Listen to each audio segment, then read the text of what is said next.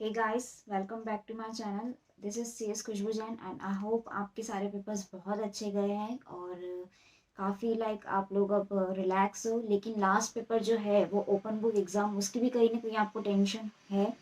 तो आज मैं आपको इस वीडियो में सारी स्ट्रेटजीज़ बताने वाली हूँ जिससे आपका ये पेपर बहुत आसानी से क्लियर हो जाए और आपकी जो एग्ज़ाम जो आप जब लिखोगे तो बिल्कुल आपको डर ना रहे। ठीक है, तो वो हम लोग आज सारी स्ट्रेटजीज़ देखने वाले। वीडियो तो थोड़ा सा लंबा हो सकता है बट ये वीडियो जेन्युइनली आपको हेल्प करेगा, आपको अच्छा स्कोर कराने के लिए। तो यहाँ पे आपको ये वीडियो पूरा देखना है, एंड तक देखना है, इसको स्किप मत करना। और पसंद आए तो आप प्लीज़ इसे लाइक शेयर ज़रूर करना ताकि लोगों को, दूसरे लोगों को भी फ़ायदा हो, आपके फ्रेंड्स को भी फ़ायदा हो और उनका भी ये जो ओपन बुक का एग्ज़ाम है अच्छे से हो जाए।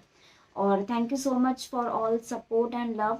काफ़ी सारे लोगों के अच्छे रिस्पांस मुझे मिल रहे हैं पास्ट वीडियोस को लेके। प्रीवियस वीडियोस जो मैंने बनाए थे किस तरह से पेपर अटेम्प्ट करना चाहिए, उसके काफ़ी सारे यहाँ पे मुझे अच्छे उसके रिजल्ट्स मिले हैं।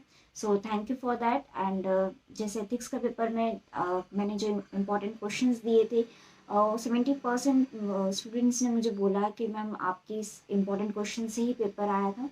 सो I am very much overwhelming कि आप मुझे इतना सपोर्ट करते हो, मुझे इतना मानते हो। Thank you so much for that.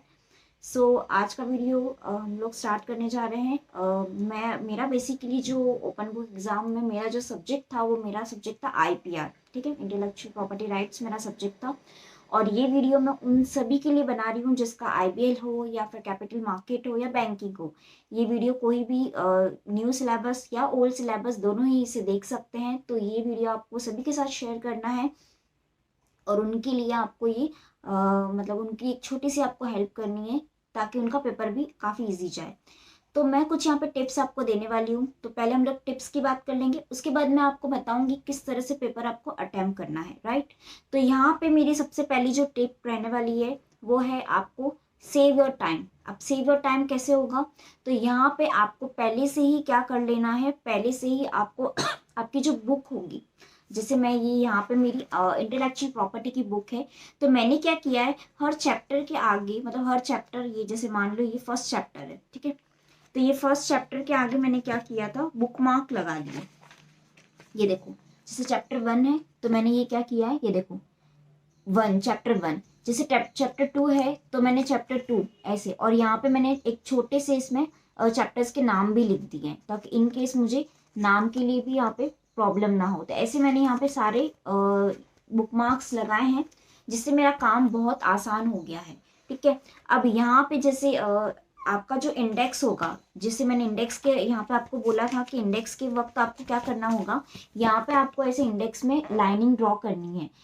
देखो इस तरह से आपको सारी लाइन ड्रॉ करनी है। ठीक है, तो यहाँ पे आपको ये सेकंड आपकी टिप है कि आपको इंडेक्स में यहाँ पे लाइन ड्रॉ करनी है, जो आपके पेज नंबर है इससे आपको कनेक्ट करना है।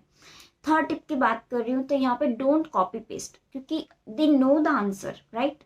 इंस्टीट्यूट को आंसर्स पता है क्योंकि आपने ओपन बुक एग्जाम यहाँ पे आप दे रहे हो, तो ऑफकोर्स आपको गलत कुछ लिखोगे नहीं। But they just want from your self that आपको अंडरस्टैंड कितना हुआ है वो टॉपिक को लेके, मतलब कितनी अंडरस्टैंडिंग है उस टॉपिक को लेके, उसमें आपका पॉइंट ऑफ व्यू क्या है वो ये देखना चाहते हैं।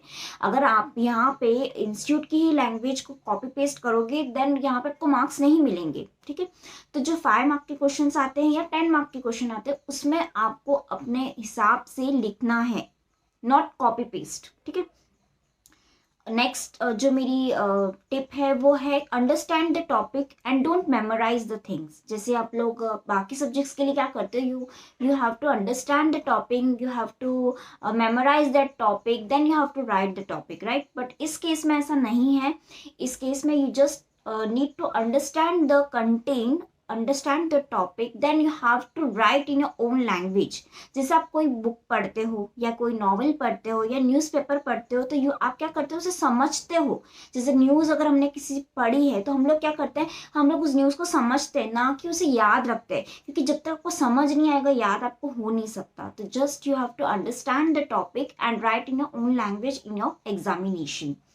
फिफ्थ टिप है कि highlight the important cases. There are so many important cases in IPR law. बाकी सब्जेक्ट्स के भी आप समझ लो अपने आप, जिस तरह से आप पढ़ रहे हो आपको पता चल ही जाएगा कि कौन से इसमें इंपॉर्टेंट केस लॉज होते हैं। तो they must be highlighted in your module itself. आपको मॉड्यूल में हाईलाइट करना है और ट्राई करना है राइट इन शॉर्ट। जैसे देखो मैं आपको मेरे एग्जाम्पल की यहाँ पे बता देती हूँ। जैसे जब मैंने दिया था तो मैंने देखो इस तरह से यहाँ पे मैं लिख लेती थी, इस तरह से। तो आप भी देख सकते हो, इस तरह से आप लिख सकते हो। जैसे मैं क्या करती थी, जैसे भी यहाँ पे मैंने लिखा है ऑटो बजाज का हमारा आईपीआर में इंपॉर्टेंट केस लॉ था, तो मैंने पेज नंबर डाल दिया है कि अगर बजाज ऑटो के रिलेटेड कुछ भी ऐसे वर्ड्स आते हैं तो मुझे पेज नंबर इस पे मिलेगा। और इसका केस का क्या था, तो इस केस में था motor vehicle related case law था इसमें, और इसमें फैन इंक्लूडेड उन्होंने किया था, उसका उस पेटेंट पे उस पर लड़ाई चालू थी। ठीक है, तो यहाँ पे मैंने वो छोटे से लिख दिया मोटर व्हीकल फैन इंक्लूडेड, बस खत्म। तो इस तरह से आपको भी क्या करना है, कीवर्ड्स को लिखना है ताकि आपका यहाँ पे टाइम काफी बच जाएगा। ठीक है, उसके बाद में है टिप नंबर 6 मैं बोलना चाहूंगी, मेक इंपॉर्टेंट क्वेश्चन लिस्ट। मतलब जैसे आपको 5 क्वेश्चन पेपर्स आप थोड़ा देख लो और कुछ इंपॉर्टेंट टॉपिक्स है उसको आपको क्या कर लेना, एक लिस्ट बना लेनी है विद पेज नंबर। तो इससे आपका यहाँ पे काम काफी आसान हो जाएगा। आपके पास एक लिस्ट तैयार रहेगी तो वो आपके लिए एग्जाम टाइम में जब आप एग्जाम लिखोगे तो यहाँ पे आपको वो हेल्प करेगी। And last I would say that जो भी आपकी मॉड्यूल में यहाँ पे इम्पोर्टेंट केस लॉज है वहाँ आप क्या करो, स्टिकी नोट्स लगा लो और उस केस लॉ का नाम लिख के छोटी सी उसकी समरी लिख लो, अगर आपके पास टाइम है तो। नहीं है तो जस्ट हाईलाइट द केस। ठीक है, आपको जस्ट हाईलाइट करना है केस पर और इंडेक्स पे वो केस का नाम लिख देना है ताकि आपको इंडेक्स में ही पता चल जाए कि आपका वो केस लॉ का आंसर कहाँ मिलेगा। इंडेक्स आपका इतना प्रॉपर होना चाहिए कि पूरी बुक उसमें छप जानी चाहिए। मतलब पूरी बुक मतलब कैसे, कुछ ऐसे टॉपिक्स होते हैं जो हाईलाइटेड नहीं है मॉड्यूल में तो वो आपको ढूंढने पड़ेंगे। जैसे मैं आईपीआर की अगर मैं बात करूँ तो आईपीआर में तो ऐसे बहुत सारे टॉपिक थे, जब मैं पढ़ती थी तो मैं उसे निकालती थी। जैसे यहाँ पे जैसे एक डिफरेंस बिटवीन था यूटिलिटी मॉडल करके, यहाँ पे आप देखोगे तो यहाँ पे ये देखो डिफरेंस बिटवीन एकदम छोटे में दिया हुआ है, तो ये मैंने हाईलाइट कर दिया। तो इन केस अगर डिफरेंस बिटवीन का क्वेश्चन आता है तो I can write that answer from this book only. मतलब बुक से मैं लिखूंगी लेकिन कुछ थोड़ा सा अपनी लैंग्वेज में एड ऑन करके लिखूंगी, तो वो आपका यहाँ पे फिर माइंड चलना चाहिए कि किस तरह से आपको पेपर को लिखना है। ठीक है, उसके बाद में कुछ यहाँ पे आपके ऐसे डाउट्स होंगे कि बहुत सारे स्टूडेंट्स ऐसे होते हैं ना कि पूरा झोला भर के किताबें लेके जाते हैं, तो that's the only waste of time. क्योंकि इतना टाइम आपके पास होता नहीं है, 3 घंटे में आपको 100 मार्क का पेपर लिखना है प्लस आपको बुक्स में से सारे आंसर्स ढूंढने हैं, तो कैसे होगा। तो आपको सिर्फ और सिर्फ मॉड्यूल लेके जानी है, इंडेक्स लेके जाना है। वो भी मैं रिकमेंड करूंगी आईसीएसआई का जो इंडेक्स है उसकी ही आप अलग से प्रिंट आउट निकाल लो ताकि आपके लिए काफी इजी हो जाए टॉपिक्स को ढूंढने में। और जो आपको कचरा राइटिंग में सब करना है वो उस इंडेक्स पे ही करो, बुक खराब मत करो। ठीक है, तो ये आप कर सकते हो। और मैं रिकमेंड करूंगी लॉ की डिक्शनरी अगर आपके पास है तो जरूर लेके जाना, क्योंकि कभी कभी ऐसे वर्ड्स होते हैं जो हमें मीनिंग नहीं समझ में आते हैं। तो आप क्या कर सकते हो, उस लॉ डिक्शनरी का यूज करके एटलीस्ट उसका मीनिंग आपको पता चल जाए तो कुछ चीजें आप लिख पाओ। ठीक है, तो ये आपको जरूर काम करना है। और उसके बाद में अब हम लोग बात कर लेते हैं हाउ टू अटेम्प्ट पेपर। ठीक है, तो पेपर आपको अटेम्प्ट कैसे करना है ये थोड़ा सा अपन डिस्कस करते हैं। जैसे कि आपको पता है 6 क्वेश्चन आपके एग्जाम में आते हैं। 50 मार्क्स का जो क्वेश्चन है it is all about the case study. ठीक है, अब वो केस स्टडी यहाँ पे कैसे आती है, बहुत बड़ी केस स्टडी होती है।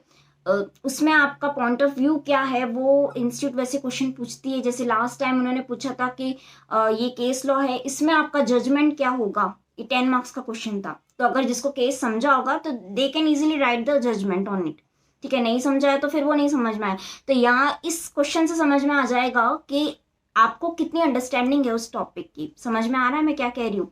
तो यहाँ पे आपका इंस्टीट्यूट कहना ही ये चाहती है कि you must know the topic, you must understand the topic then write in your own language. क्योंकि यही क्या होता है, ओपन बुक की ही एक खासियत है कि यहाँ पे आपको समझ में आया कितना है वो आपको पेपर में शो करना है। ठीक है, ऐसे बोलने से कुछ नहीं होगा क्योंकि वो नहीं आने वाले सुनने आपके लिए।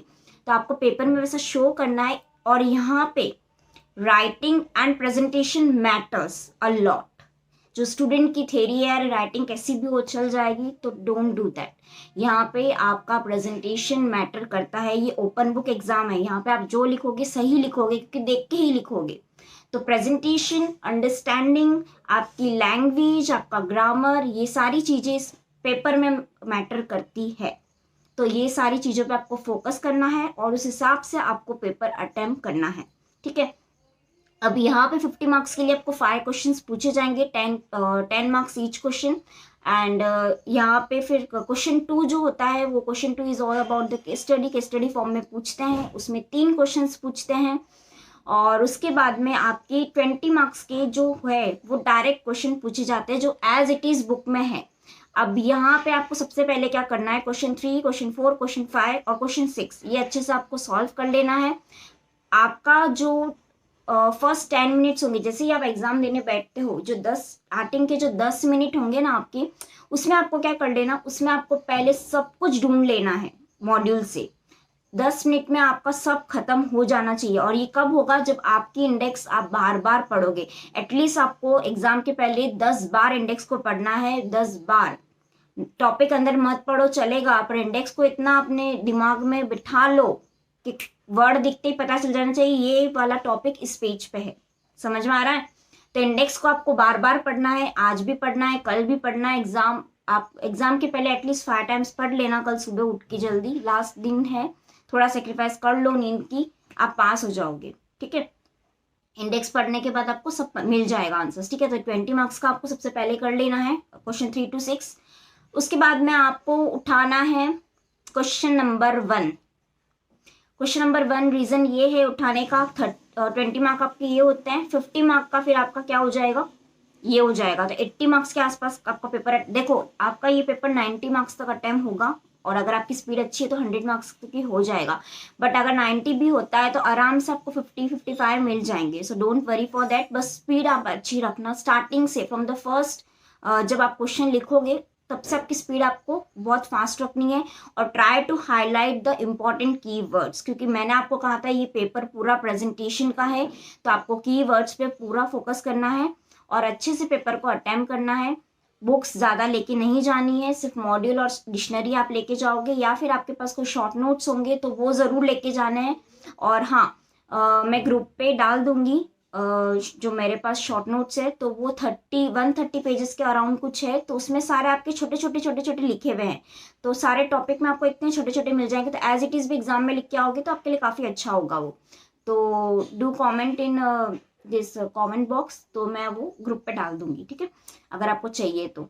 और बाकी अच्छे से आपको पढ़ाई करनी है, ओपन बुक है, तो ये नहीं है कि मस्ती मजाक करो, टाइम वेस्ट करो, अच्छे से पढ़ाई करो, इंडेक्स अच्छे से प्रिपेयर करो।